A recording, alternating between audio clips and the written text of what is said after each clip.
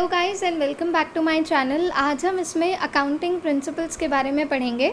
ठीक है, तो सबसे पहली चीज़ हमें पता होनी चाहिए अकाउंटिंग प्रिंसिपल्स जो हैं वो आखिर में होते क्या हैं। तो अकाउंटिंग प्रिंसिपल्स से हमें क्या समझ आ रहा है कि कुछ बेसिक प्रिंसिपल्स होते हैं या रूल्स एंड रेगुलेशंस होते हैं जो कि अकाउंटिंग में फॉलो करे जाते हैं। तो क्या होता था कि पहले पास्ट में सिर्फ प्रोप्राइटर्स जो है अकाउंटिंग स्टेटमेंट्स उनके लिए रिक्वायर्ड होती थी, लेकिन आज का टाइम ऐसा है कि कोई भी जो पर्टिकुलर एक बिज़नेस में इन्वेस्ट कर रहा है, चाहे वो गवर्नमेंट हो, प्रोप्राइटर हो, कोई इन्वेस्टर हो, क्रेडिटर हो, वो लोग एक कंपनी के जो भी है प्रिंसिपल्स में बहुत ध्यान देते हैं कि कंपनी के क्या प्रिंसिपल्स है, कंपनी क्या क्या रूल्स एंड रेगुलेशंस फॉलो करती है।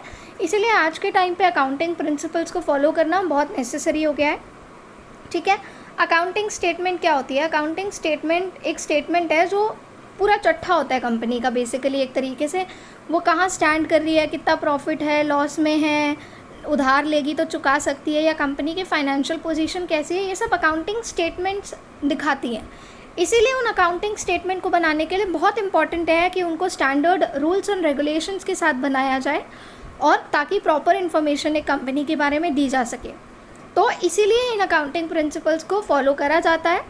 ठीक है, और इनको क्या बोला जाता है? जनरली एक्सेप्टेड अकाउंटिंग प्रिंसिपल्स, क्योंकि सारी फर्म्स इन्हीं को फॉलो करती हैं। यही एक्सेप्टेड प्रिंसिपल्स हैं अकाउंटिंग के, और जितने भी अकाउंटेंट्स हैं वो सारे ही अप्रूव कर चुके हैं या एक्सेप्ट कर चुके हैं इन सारे प्रिंसिपल्स को। ठीक है, अब अकाउंटिंग प्रिंसिपल्स में दो चीज़ें आ सकती हैं। पहली काइंड्स में है कॉन्सेप्ट या अजम्पशन। अकाउंटिंग के कुछ कॉन्सेप्ट या अजम्पशन होते हैं जो हर कंपनी के माइंड में होते हैं, हर कंपनी फॉलो करती है। और फिर आते हैं हमारे अकाउंटिंग प्रिंसिपल्स। अभी वाली वीडियो में हम अकाउंटिंग कॉन्सेप्ट्स करेंगे, इसके बाद जो नेक्स्ट वीडियो आएगी उसमें हम अकाउंटिंग प्रिंसिपल्स पढ़ लेंगे। ठीक है, तो सबसे पहला कॉन्सेप्ट क्या है? Going concern. गोइंग कंसर्न से बेसिक हम मतलब क्या समझ रहे हैं? कुछ ऐसा जो चलता रहता है। तो बेसिकली गोइंग कंसर्न के कॉन्सेप्ट का भी मतलब यही है कि ये कोई ऐसा बिजनेस है, ये सर्टेन किया जाता है, ये माना जाता है कि एक बिज़नेस अगर खुला है, ऐसा तो है नहीं 2 महीने के लिए खोला है, 4 महीने के लिए खोला है फिर बंद कर देंगे, नहीं। बिज़नेस खुला है तो लॉन्ग पीरियड के लिए खोला गया है। ठीक है, क्यों? कुछ भी ट्रांजैक्शन होगी, कुछ भी परचेजिंग होगी, हर कंपनी एज्यूम करके चलती है ये हम 1-2 महीने के लिए नहीं कर रहे हैं, we are doing it for a long period of time in the future. ये कंटिन्यूइंग एंटरप्राइज है, रुकेगी नहीं, चलती चली जाएगी। ठीक है, तो क्या करते हैं, जैसे मशीनरी खरीदी एक कंपनी ने, अब वो मशीनरी की वैल्यू है 10 साल, तो वो सारी मशीनरी की वैल्यू या प्रॉफिट लॉस उससे जो भी आएगा वो उसी साल में नहीं लिख देंगे। 10 साल के लिए है तो 10 साल तक स्प्रेड करा जाएगा उस मशीनरी के बेनिफिट्स को, ताकि कंपनी के नेट प्रॉफिट और लॉस हम हर साल के हिसाब से निकाल सकें।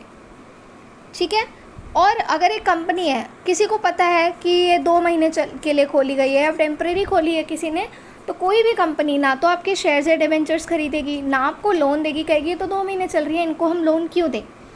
तो इसीलिए गोइंग कंसर्न का कॉन्सेप्ट यहाँ पे फॉलो किया जाता है, और दूसरी कंपनीज़ इन कंपनीज़ के साथ लॉन्ग टर्म कॉन्ट्रैक्ट बना लेती हैं, उन्हें लोन देती हैं, उनके डिबेंचर्स या शेयर्स भी खरीदती हैं।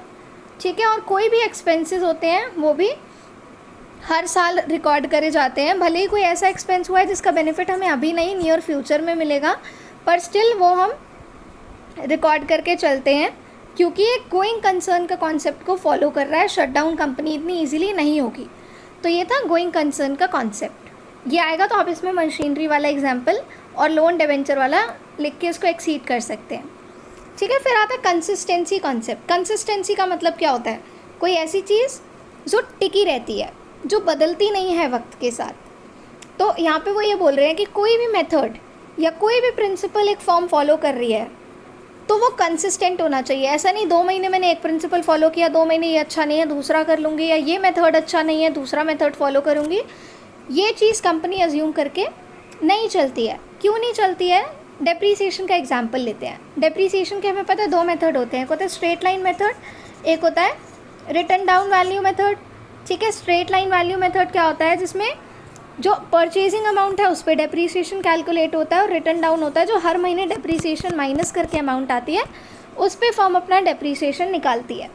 तो वो ये बोल रहे हैं कि फर्म डिसाइड करती है कि उसे कौन सा मेथड यूज़ करना है, और वो उस मेथड के साथ कंसिस्टेंट रहती है। अगर उसने सोचा है स्ट्रेट लाइन तो वो हर साल स्ट्रेट लाइन यूज़ करेगी, अगर रिटर्न डाउन तो हर साल रिटर्न डाउन ही यूज़ करेगी। क्यों? क्योंकि अगर वो हर साल या हर 2 महीने बाद अपना मेथड बदलेगी तो आप एक कंपनी की सही अकाउंटिंग पोजीशन नहीं बता पाएंगे, क्योंकि आप एक साल के प्रॉफिट को या लॉस को दूसरे साल से कंपेयर ही नहीं कर पाएंगे। अगर आपका चीज़ें कैलकुलेट करने का मेथड बदल गया तो प्रॉफिट एंड लॉस में तो automatic it will lead to changes, तो आप उसको कंपैरिजन नहीं कर पाएंगे। इसीलिए बोला जा रहा है कि फर्म को जो भी प्रिंसिपल या मेथड फॉलो कर रही है उसके साथ कंसिस्टेंट रहना चाहिए। साथ ही वो ये भी नहीं कहता है कि 100% है तो 100% ही रखो।